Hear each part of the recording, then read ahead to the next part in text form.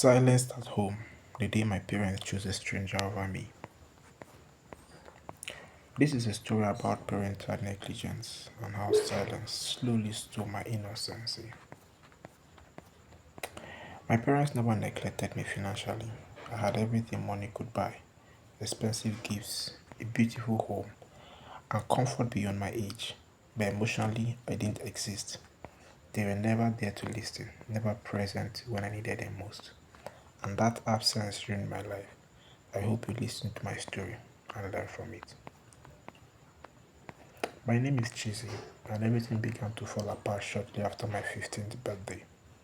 That day, my parents brought me countless expensive gifts, but they never handed them to me themselves. The maid brought them into my room and said, "Your parents asked me to give you this." That was all. No hugs, no birthday wishes, just gifts without love. I smiled weakly and said, "Thank you." Even though my chest felt heavy, my parents always chose work over me. That was our normal. A home filled with luxury and a house filled with silence until he came. My former driver, an elderly man who had driven me since childhood, got a better job and left. It took my parents a whole week to replace him. And the day the new driver arrived, my life shifted. He was tall, young, and uncertainly confident. From the very first moment, something felt wrong. The lingering look, the strange smile, the way his eyes followed me in the mirror for seconds too long. I didn't like him, but I stayed quiet. Because I had learned a dangerous lesson early in life. No one was coming to save me. His name was Raymond. One afternoon after school, he drove me home like usual. As I stepped out of the car, he crossed a line he could never have crossed. I turned around instantly, my heart racing. He smiled casually, unbothered. I reacted without thinking. I raised my hand and struck him across the face. "Don't ever try that with me again," I warned, my voice shaking. Or I would tell my parents. I walked into the house trembling that night. I waited for my parents to return. I rehearsed my words over and over. I needed them to listen, but they didn't. I had a long day. "Chizzy, go to your room," Mommy said tiredly. Daddy didn't even look at me. "Do you know how hard it was to find a new driver?" He snapped. "All you do is complain." I walked away with tears burning in my eyes. Invisibly rejected, alone. Then came the day everything truly broke. Raymond picked me up every eh, after every extra classes. I was exhausted and fell asleep in the back seat. When I opened my eyes, we weren't home. We were somewhere quiet, isolated. "Why are we here?" I asked, panic reason. He didn't answer. He only smiled and told me to get down. My instinct screamed danger. The house looked abandoned, silent, dusty, often no neighbors, no voices. "I'm not going inside," I said. His tone changed, cold, firm. "Stop resisting." I turned to run. He grabbed me, pulled me inside, locked the door. "No one can hear you here," he whispered. Fear froze me. But then his phone rang, and that distraction saved my life. I ran through bushes, along dusty roads without direction, until I found help. When I finally got home, Raymond was already there, smiling. My parents believed him. They punished me. That night, I locked myself in my room, shaking. "You will get used to me," his voice echoed in my head. No, I wouldn't. I reached out to the only person I trusted, Auntie Amaka. 2 weeks later, everything began again. That morning, I was alone at home. Then the door opened. Raymond stood there, smiling. My heart dropped. I avoided his eyes, planning to leave on my own. But he stepped closer, threatening, dangerous. Silent fear filled the room, and in that moment I realized the nightmare wasn't over. That morning, the house felt unusually quiet, too quiet. The walls seemed to listen. The air felt heavy, like it already knew what was coming. I sat at the dining table, forcing myself to eat faster than usual. My school bag rested beside my chair untouched. My parents had already left for work, and the maid wouldn't be around until evening. I was alone, and I hated that feeling. Then I heard it. The sound of the front door opening. My heart skipped. I didn't need to look up to know who it was. Raymond. He stepped inside like he owned the place, closing the door gently behind him.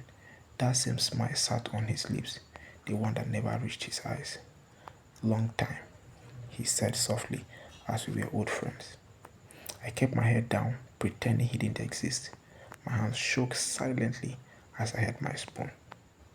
Look at me when I talk to you, he said, his voice sharper now. I said nothing. That silence irritated me. He moved closer, his shadow falling over me. My heart began to pound so loudly, I was sure he could hear it. Still pretending to be brave, he scuffled. I stood up uprightly, grabbing my bag. I'm leaving, I said, my voice trembling but firm. Stay away from me. That was when his smile faded. He blocked my path. You really think you can just walk past me? He whispered. Fear wrapped around my chest like chains. I tried to scream. The sound barely came out. In that moment, I understood something terrifying. This man enjoyed my fear, but I also remembered something easy. I wasn't as helpless as he thought. I reached for the first thing within my grab and flung it at him. It caught him off guard, just enough he staggered back, chopped more than hurt. That second was all I needed. I ran, barefoot, breathless, terrified. I didn't stop until I reached the main road. My lungs burned, my vision blurred, but I kept moving. People stared as I passed, but no one stopped me. I flagged down a bus and jumped in without thinking. Only when the door shut did I finally break. Tears streamed down my eyes uncontrollably. My body shook as the fear I had been holding finally escaped. I wasn't going home. I couldn't. I went straight to the only place that felt safe, Auntie Amaka's home. When she opened the door and saw me standing there, broken and shaking, she didn't ask questions. She put me into her hands, and for the first time in a long time, I felt protected. That night, I lay on her couch, wrapped in a blanket. She listened. She didn't interrupt. She didn't doubt me. When I finished, she held my face gently and said words I would never forget. You're not crazy. You're not lying. And this ends now. For the first time, someone chose me. But back at my parents' home, Raymond was always planning his next move, and the battle for my truth was only just beginning. Morning came quietly at Auntie Amaka's house. No shouting, no fear waiting behind doors, just silence, the peaceful kind. I woke up confused at first, unsure where I was. Then it all rushed back like a storm crushing into my chest. My hands began to shake. I pulled the blanket tighter around myself. Auntie Amaka was already awake. She didn't rush me. She didn't force questions. She simply placed a warm cup of tea in my hands and sat beside me. You are safe here, she said gently. No one is coming for you. Those words broke something in me. I cried a way I never had before. Not loudly, just deep, quiet sobs that came from a place of long held pain. She wrapped her hands around me and let me cry until there was nothing left. Later that morning, she made a call to my parents. I could hear my mother's voice through the phone, sharp, defensive, irritated. She ran away, Mom said. She's always dramatic. Auntie Amaka's voice didn't rise, but it didn't shake either. She didn't run away. She replied calmly. She came to me because she was scared, and you didn't listen. There was a pause. Then Dad's voice came on. We trust our driver, he said firmly. Chizzy has always exaggerated things. I watched Auntie Amaka's face change. You trusted silence over your child? She said slowly. And now you will listen. She hung up. That afternoon, she took me somewhere I had never been before. A place where people listened. I sat in a small room, clutching my back. My voice trembled as I spoke. Every word felt heavy, like I was crying. Stones in my mouth, but I spoke anyway. For the first time, I was believed. Back at my parents' house, everything began to unravel. Questions were asked, stories didn't match. Raymond's calm confidence began to crack. When it was called in, he smiled, just like always, but this time, no one smiled back. He denied everything, twisted words, played the victim, and lies grew tired. And truth waits. That evening, my parents came to Auntie Amaka's house. They didn't shout, they didn't argue. They looked smaller. Mom's eyes were red. Dad wouldn't meet my gaze. We didn't know, Mom whispered. I wanted to scream. I wanted to ask how they couldn't know, but all I felt was exhaustion. I tried to tell you, I said quietly, and you didn't listen. Silence filled the room. That night, as I lay in bed, I realized something important. Being given everything doesn't mean being loved, and being silent can be the most dangerous thing of all. But I was no longer silent, and Raymond had no idea how close in his world was to collapsing. The days that followed felt unreal, like I was living someone else's life at Atamaka's house. Time moved differently, slower, softer. There were no raised voices, no sharp accusations hanging in the air, just quiet mornings, warm meals, and gentle reminders that I mattered. But inside me, a storm was still raging. Some nights I woke up gasping for air, my heart racing as though I was still trapped in that moment, still being watched, still unheard. Auntie Amaka was rushing, sit beside me and hold my hands until my breathing steadied. You survived, she would whisper, and survival is strength. Still, fear clung to me like a shadow. Words eventually reached my parents that everything was becoming serious, very serious. They were asked questions they couldn't brush aside that time, about Roman's behavior, about why their daughter did run to another city instead of home, about the warnings they ignored.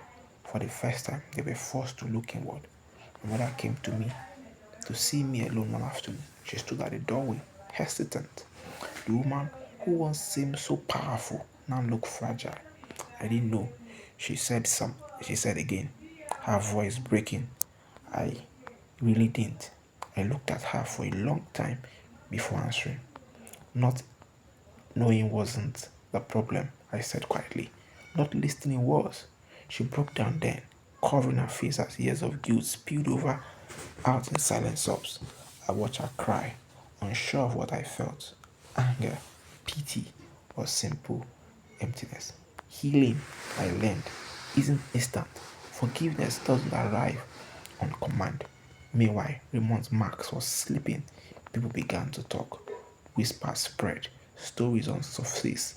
Small details he never thought anyone could question suddenly mattered. Times he couldn't explain routes that made no sense. His behavior around the house, the way he always seemed too comfortable when he was finally comforted properly. He panicked. He tried to call me. He didn't answer. He sent messages, apologies, twisted with threats, excuses wrapped in false concern. I blocked him. That night, I sat alone on the balcony at Auntie Amaka's house, staring at the stairs, the same stars I used to stare at from my bedroom window back home, wishing someone would notice me. I realized something then. My silence had protected him. My voice was protecting me. For the first time, I wasn't just reacting to fear, I was choosing myself. School resumed under new arrangement, new routines, new safeguards. I was never alone anymore, and Jamaica insisted on it. You have been strong alone long enough, she said. Let people stand with you now. And slowly I let them. My parents began to change too. Awkward at first, overcompensating, watching me too closely, asking too many questions, but I could tell they were afraid of losing me completely. Trust, once broken, doesn't rebuild overnight, but cracks can be repaired, one honest moment at a time. As for Raymond, the walls were closing in. He was no longer welcome in our home, no longer protected by excuses, no longer hiding behind smiles. And I knew, deep in my bones, that soon, very soon, he would have nowhere left to run. I wasn't invincible anymore. I wasn't powerless. I was still healing, still learning, still afraid sometimes. I was standing. But for the first time in my life, the truth was louder than fear. The morning, everything finally began to surface. The sky was unusually clear. No storm, no warning signs, just calm, almost mocking in its quietness. I sat by the window at Auntie Amaka's house, watching people walk by as though the world hadn't almost swallowed me whole. It amazed how life could continue so normal without someone else was fighting to breathe. That was when my phone vibrated. A message from my father. He needed to talk. Please. I stared at the screen for a long time before responding. Not because I didn't know what to say, but because I didn't know if I was ready to hear him. Auntie Amaka noticed my silence. You don't have to go, she said gently. Not unless you want to. I took a deep breath. I want to, I replied. But on my own terms, that afternoon, we met in a neutral place. No house, no walls, filled with memories, just a quiet room where truth had nowhere to hide. My parents sat across from me. They looked older. My father spoke first. We were contacted, he said slowly. There were findings. My chest threatened. They asked me questions we couldn't answer. Mom added, her voice trembling. And for the first time, we realized how little we actually knew about our own child. Silence followed. Then I spoke. I didn't want gifts, I said quietly. I wanted you. My words hit harder than shouting ever could. I tried to tell you, I begged you to listen, but you were always too busy, too tired, too sure that everything was fine. Tears streamed down my mother's face. We failed you, she whispered. Those words didn't heal me, but they mattered. Later that evening, the final confirmation came. Raymond had been dismissed permanently, not quietly, not covered up. Questions had led to inconsistencies had led to investigations, and investigations had led to truth. When I heard the news, I didn't feel victorious. I felt free, free from fear, free from silence, free from the lie that I was alone. That night, I slept without nightmares for the first time in weeks. Days turned into weeks. I started therapy. At first, it felt strange speaking to someone who listens without interrupting, without blaming, without doubting. But slowly, I found my voice again. I learned that strength isn't loud. Sometimes it's just surviving the day. My parents began trying, really trying. They showed up, they asked, they waited. Sometimes it was awkward, sometimes painful, but it was real. One evening, my father knocked on my door. I don't expect forgiveness, he said, but I promise you this, you will never be unheard again. I believed him, not fully, but enough, because trust doesn't return at all once, it returns in pieces. And I was planning to gather them one by one. As for me, I began to smile again. Not the forced kind, the real kind. I laughed with friends, focused on my exam, dreamed again. I wasn't the same guy I used to be, but I was stronger. And somewhere deep inside, I knew my story wasn't just about pain anymore. It was about survival, about truth, about finding light after darkness. And this was only the beginning of who I was becoming. The day I finally went home, I stood at the gate for a long time. Same house, same walls, but I wasn't the same girl who once lived inside them. Everything felt quieter than now, the painful silence of neglect, but the kind that gives you room to breathe. My parents didn't rush me, they didn't lecture. They simply stood aside and let me walk at my own pace. That alone mapped everything. My room was exactly how I left it, yet it felt differently. The air no longer pressed under my chest. The memories were still there, but They no longer owned me. That night, we sat together as a family. No phones, no distraction, just us. I don't want to pretend this never happened, my father said carefully. I want us to grow from it. My mother reached for my hand, her grip gently, uncertain. I am sorry I didn't protect you, she said. I promise you, I see you now. For the first time, I believed her. Healing didn't arrive like magic, it came in waves. Some days I was strong, some days I wasn't, but the difference was this: I was no longer alone in it. Raymond became a closed chapter. His name stopped haunting my thoughts. His shadow stopped following me. Justice didn't erase the pain, but it gave the pain a place to rest. I followed on school, on my future, on rebuilding the parts of myself I thought were going forever. I learned to speak, even when my voice shook.